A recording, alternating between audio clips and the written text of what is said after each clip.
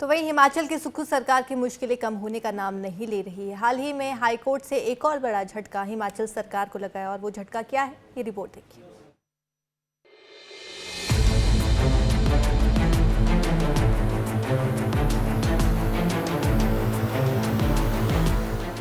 Himachal high court ने हिमाचल प्रदेश पर्यटन विकास निगम को बड़ा झटका दिया है। कोर्ट ने पेंशनर को वित्तीय लाभ नहीं मिलने की याचिका की सुनवाई करते हुए घाटे में चल रहे 18 होटलों को 25 नवंबर तक बंद करने के आदेश दे दिए हैं।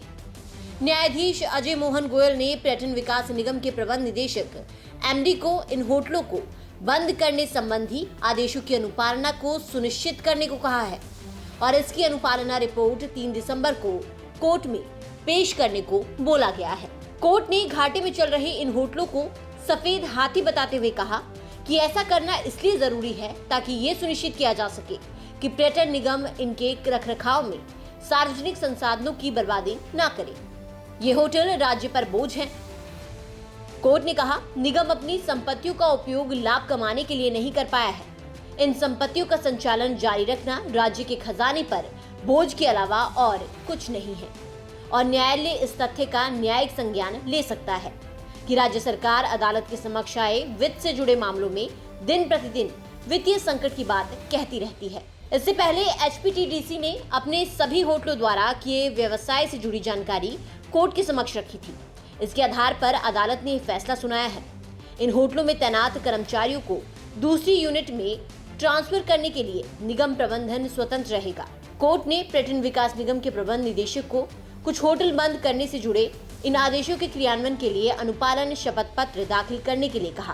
कोर्ट ने एचपीटीडीसी से चतुर्थ श्रेणी के सेवानिवृत्त कर्मचारियों, साथ ही साथ अब इस दुनिया में नहीं रहे उन दुर्भाग्य कर्मचारियों की सूची भी प्रस्तुत करने के लिए कहा है जिन्हें उनके वित्तीय लाभ नहीं मिल पाए।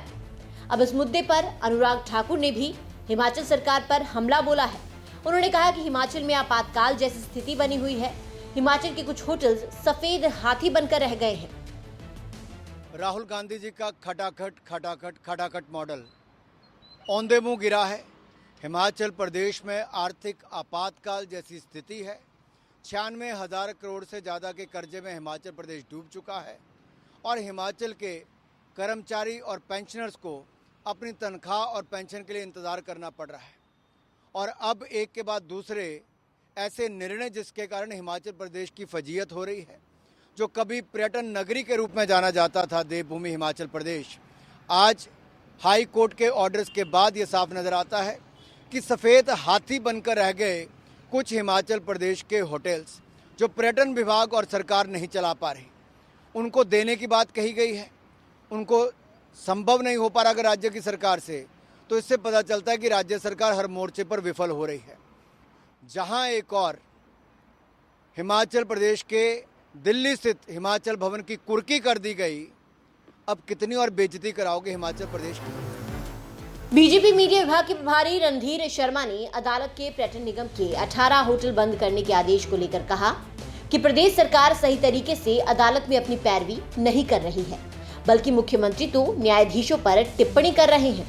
उन्होंने कहा कि मुख्यमंत्री पूर्व भाजपा सरकार पर तथ्यहीन आरोप लगा रहे हैं कि पिछली सरकार में 5,000 करोड़ की संपत्ति की नीलामी हुई। मुख्यमंत्री का बयान केवल अपनी कमियों को छुपाने का प्रयास है।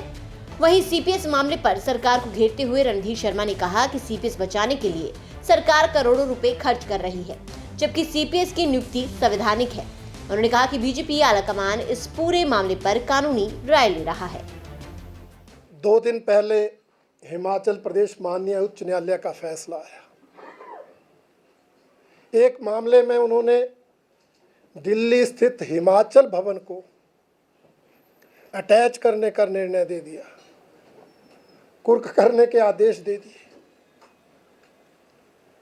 कितना गंभीर विषय है। और मुख्यमंत्री अपनी कमियों को छिपाने के लिए दूसरों पर तथ्यहीन आरोप लगा रहे हैं कि जी पिछली सरकार ने तो 5,000 करोड़ की नीलामी की। काहे की नीलामी की? कौन सा संस्थान नीलाम किया? कौन सा संस्थान कुर्क हुआ?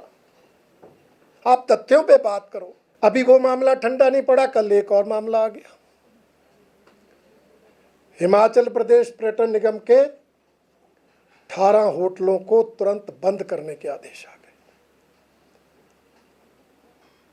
सरकार तो गुणगान कर रही थी, हमारे राज्य में पर्यटन बढ़ रहा है, उस जिला में भी पर्यटन को बढ़ावा मिल गया, उस जिले में भी पर्यटन को बढ़ावा मिल गया, हमने ये कर दिया, हमने वो कर दिया। एक मामला निपटता नहीं, दूसरा आ जाता है। सरकार की कार्यप्रणाली पर आज प्रश्न चिन्ह लगे।